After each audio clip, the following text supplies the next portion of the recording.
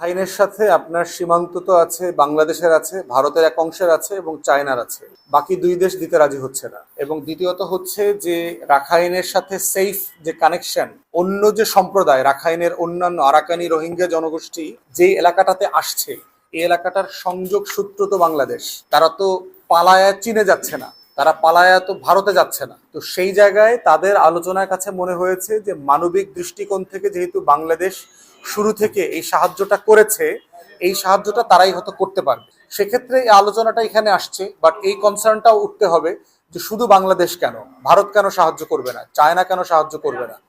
এখন বাংলাদেশের কনটেক্সটে তো আমরা দেখেছি রোহিঙ্গা ইস্যুতে চায়না এবং ভারত এর আগে সাহায্য করে নাই। এখন তারপরও ডিপ্লোমেসি চালায় যাইতে হবে। জাতিসংঘকে আমাদের তরফ থেকে বলা যেতে পারে যে একই প্যাসেজ আমরা কম্বাইন্ডলি করতে পারি কিনা মিয়ানমারকে প্রেশার করার জন্য। কিন্তু মিয়ানমারের সাথে চায়নার সম্পর্ক এতই ভালো এবং সেই সম্পর্ক করতে বাধ্য করা যাবে কিনা আসলে সেইটা এখনো ইয়েট টু সি, আর কি দেখার বাকি আছে। নির্বাচিত সরকার অনির্বাচিত সরকারের বিষয় না, বিষয় হচ্ছে দেশের অর্থনীতিকে আপনি হোল্ড করে রাখবেন কিনা। যেমন ধরেন এখন জলাবদ্ধতা তৈরি হচ্ছে না বাংলাদেশে বৃষ্টিতে, তো অন্তর্বর্তীকালীন সরকার বলল যে ভাই এই জলাবদ্ধতা সার্ভ করার দায়িত্ব তো আমার না, তো এটা নির্বাচিত সরকার এসে করুক।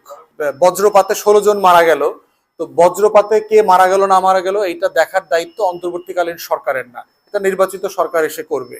ঢাকা শহরে অনেক ট্রাফিক জ্যাম, ধুলাবালিতে ধুয়ে গেছে সব, সিডর হচ্ছে, বঙ্গোপসাগরে সাইক্লোন হচ্ছে, তো অন্তর্বর্তীকালীন সরকারের কিচ্ছু করবার দরকার নাই, এটা নির্বাচিত সরকার এসে করবে।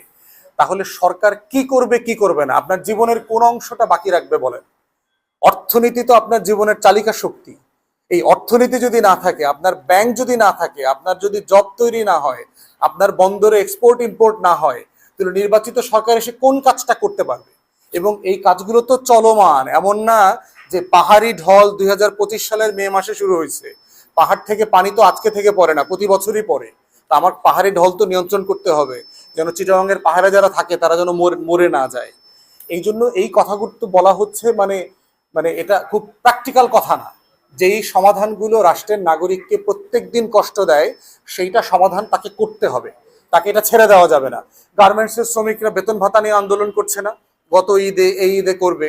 তো এখন নির্বাচিত সরকার এসে তো অন্তর্বর্তীকালীন সরকার এসে বলতে পারে ভাই গার্মেন্টস তো আমি বানাই নাই, আমিও বন্ধ করি নাই, তাহলে তাদের বেতন ভাতা নিয়ে আমি কাজ করবো না, নির্বাচিত সরকার এসে করবে।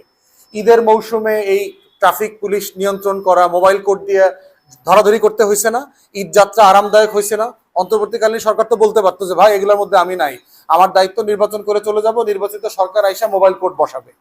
দেশ তো এইভাবে চলতে পারে না যে আপনি এইটা আপনার পছন্দের এইটা চান সে করুক, আবার এইটা চান আবার সে করুক না।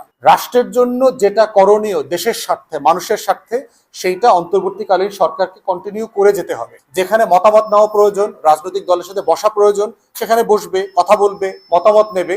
আবার যেটা করতে সবাই একমত হচ্ছে না সেটা করবে না।